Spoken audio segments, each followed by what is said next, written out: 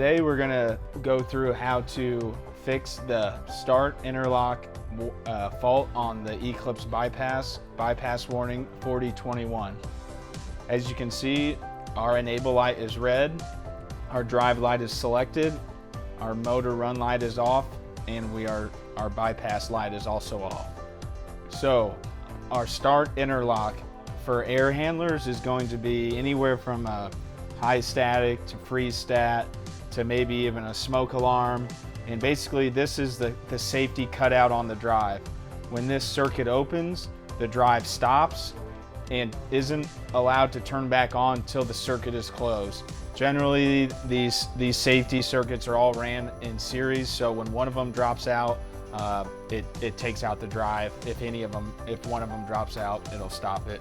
So basically what we'll see is a 4021 fault on the bypass, and what we want to check just before we start poking around, we're going to press enter, then we're going to scroll to parameter list, press enter, scroll down to group 16 system control, press enter, and then we're going to scroll down to 1603 interlock 1, press enter. Interlock 1 is set on DI3.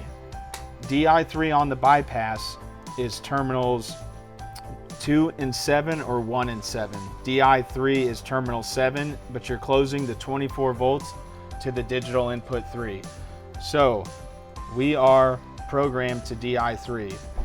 Also, what you can do for testing purposes is set this to not select to see if your bypass will work. Press enter. Okay, when we program it out, our contactor pulls in, our alarm goes away. We'll go back into group 16, set it to DI3, press enter, then our drive faults. So we're gonna hit escape, escape, escape. So now we're back to our main bypass screen. So once we back out of all of our system control group 16, we're going to go back to our main bypass screen. As you can see, we're still looking for the closure on DI3.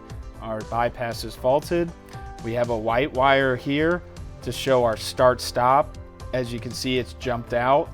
We have our black wire here for our grounding terminals, and the 580 bypass comes with this red jumper. This is our safety circuit jumper.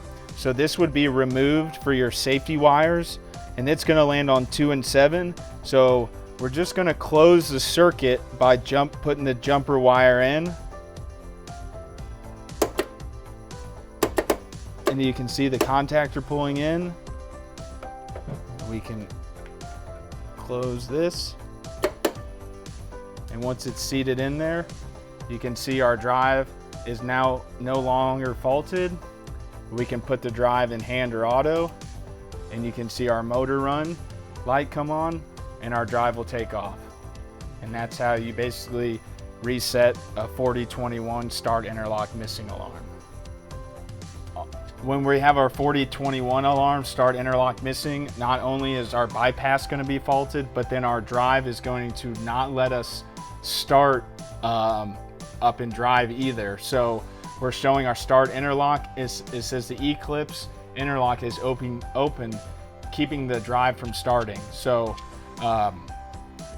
we can click on this, how to fix. It says check the source, the start interlock programmed in 2041. So in 2041, we can exit here, click hide, go to menu, scroll down to parameters, hit complete list, scroll down to group 20, start stop direction, and it's said to look for 2041. You can see 2041 is embedded field bus. That is where you want your start interlock to be set to when you have a drive with bypass. So we're good right there. We'll press back, back, back, exit. So we're at our main running screen. So now when we figured out where our safety circuit is open at, We can close our safety circuit, and you can see the alarm goes away. Our light stops flashing. We can put the drive in auto, and we take off. And that's how you reset the 4021 start interlock missing alarm on the ACH 580.